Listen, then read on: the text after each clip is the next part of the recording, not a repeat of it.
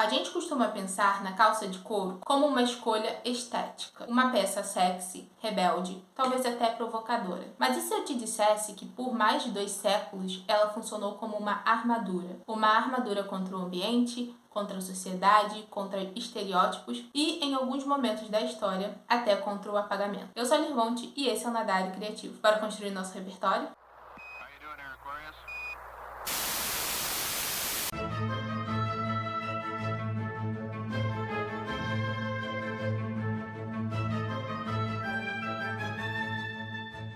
A história não começa sobre as luzes de um palco, mas sobre o sol implacável da fronteira americana, entre os séculos XVIII e XIX.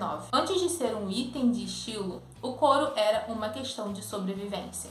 E as calças de couro, ou mais precisamente, as chaps, eram a peça central dessa armadura, influenciadas pelos trajes dos vaqueiros mexicanos e por técnicas dos povos nativos americanos.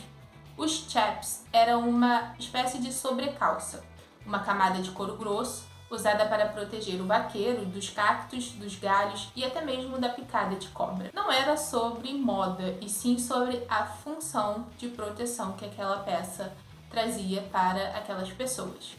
Mas com o tempo, a ferramenta acabou virando um símbolo. O cowboy, com suas calças de couro, se tornou um arquétipo de masculinidade americana.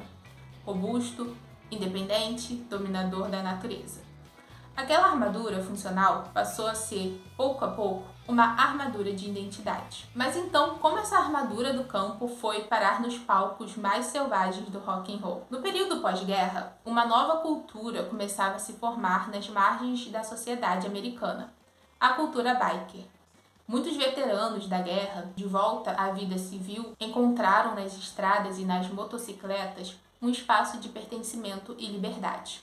O couro, já associado à proteção e à resistência, se tornou o uniforme desse grupo, não apenas por sua durabilidade, mas pelo que ele comunicava. Em 1953, Marlon Brando levou essa imagem ao cinema em Os Selvagens. Sua jaqueta de couro, sua postura e a sua atitude ajudaram a fixar no imaginário popular a figura do motociclista como alguém em conflitos com as normas sociais. A partir dali, o couro deixou de ser apenas sobre se proteger da natureza ou do asfalto e passou a também ser sobre se proteger da sociedade. Uma década depois, nos anos 60, Jim Morrison pegou essa atitude e a transformou em pura performance sexual.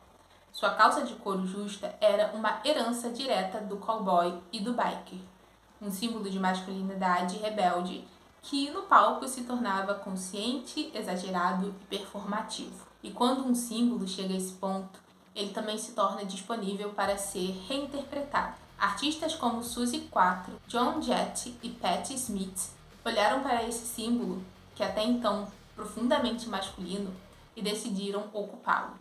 Ao vestirem a calça de couro, deslocaram o seu significado. Nas mãos delas, a peça se tornou uma ferramenta para desafiar o patriarcado e colocar a sexualidade feminina no centro da cena. E enquanto o rock subvertia os códigos de gênero sobre os holofortes, outra revolução, mais silenciosa, acontecia fora deles. Como conta Guy Baldin, a mesma cultura de motociclismo do pós-guerra se tornou um espaço onde parte da comunidade gay masculina pôde se reconhecer. Mas a adoção do couro ali não era apenas uma imitação estética dos motociclistas.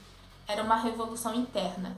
Em uma época em que o estereótipo dominante do homem gay era o do sweater queen, passivo e afeminado, o couro se tornou uma forma de rejeitar ativamente esse rótulo, uma maneira de reivindicar para si mesmo masculinidade, força e presença. Essa estética foi imortalizada pelo artista Tom of Finland.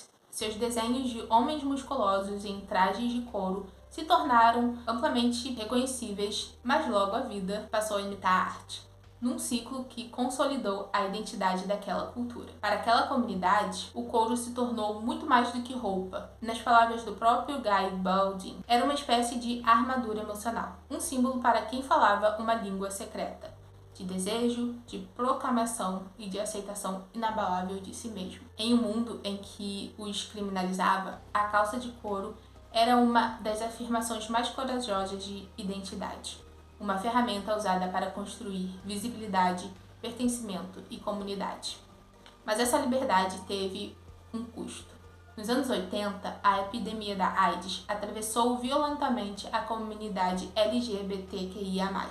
Em um cenário de desinformação, estigma e abandono institucional, muitos desses espaços, incluindo os clubes de couro, viram as suas redes de afeto e convivência serem profundamente abaladas. Bares foram fechados, vidas foram perdidas, e seguir existindo para aquela cena passou também a ser um ato de resistência. Hoje, a história da calça de couro entra num novo capítulo. Os bares de couro, que por décadas funcionaram como refúgios, lutaram para sobreviver às mudanças na cidade e à ascensão dos aplicativos.